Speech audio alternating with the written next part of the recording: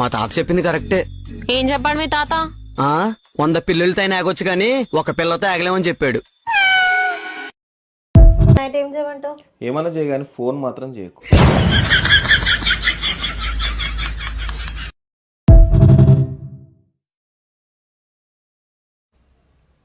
ఏమండి, మా ఫ్రెండ్స్ అందరూ వాళ్ళ హస్బెండ్ పేర్లు చేతి మీద రాపించుకుంటున్నారు. మరి నేను ఎక్కడ రాపించుకోవాలి? అక్కడ ఇక్కడ ఎందుకే, మీ నాన్న ఆస్తి పేపర్ మీద రాయించరాదు?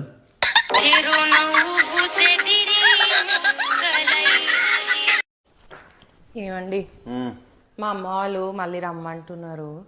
మొన్ననే కదనే సంక్రాంతికి పోయి వచ్చినావు. అవును, కానీ మళ్ళీ రమ్మంటున్నారు. పోయి రావాలా?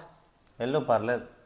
మరి మీకు ఫుడ్కి ఇబ్బంది అవుతుందని ఆలోచిస్తున్నా. ఫుడ్దేముందిలే, మనశ్శాంతి ముఖ్యం కదా.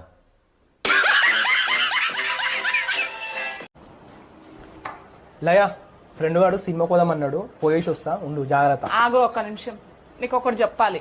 ఏంటిది అది? నాకు ఇన్స్టాగ్రామ్ లో 10 ఫేక్ అకౌంట్లు ఉన్నాయి. అయితే నాకెందుకు చెప్తున్నావు? ఇప్పుడు మీ ఫ్రెండ్ తో సినిమా కోతలేవు. శ్వేత అనే అమ్మాయి సినిమా కోదాం రా అని మెసేజ్ పెడితే సినిమా కోతున్నావు. నీకైతే తెలిసే. ఇన్స్టాగ్రామ్ లో నాకు 10 ఫేక్ అకౌంట్లు ఉన్నాయన్న కదా, అందులో ఇదొక్కటి. నువ్వు ఇట్లా కథలు పడతావనే ఫేక్ అకౌంట్ క్రియేట్ చేసి నీతో చాట్ చేస్తున్నా. బేబీ, నేను క్వశ్చన్ అడుగుతా, చెప్పు.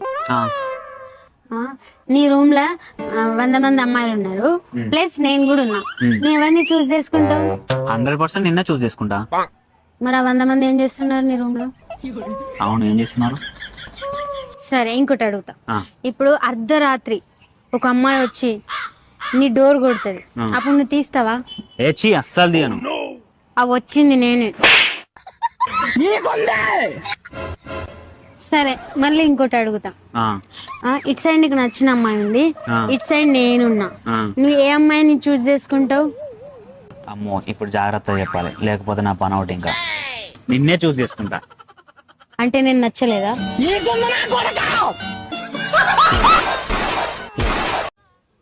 బుజ్జి, మన ఫొటోస్ దిగావు కదా, ఆ ఫొటోస్ పంపించి బుజ్జి, వాల్ పేపర్ గా పెట్టుకుంటాను. నాకు ఒక డౌట్, నిజం చెప్తావా? Most of the boys wife or girl friend photo wall paper గా పెట్టుకుంటారు కదా, ఎందుకని? ఓ సదా, మరేం లేదు బుజ్జి, బయట చాలా టెన్షన్స్ ఉంటాయి కదా, ఈ ఫోటో చూడగానే టెన్షన్స్ అన్ని పోతాయి అనమాట. ఓ అవునా, ఎందుకలా? ఈ టెన్షన్స్ ముందు ఆ టెన్షన్స్ ఏమాత్రంలా అని.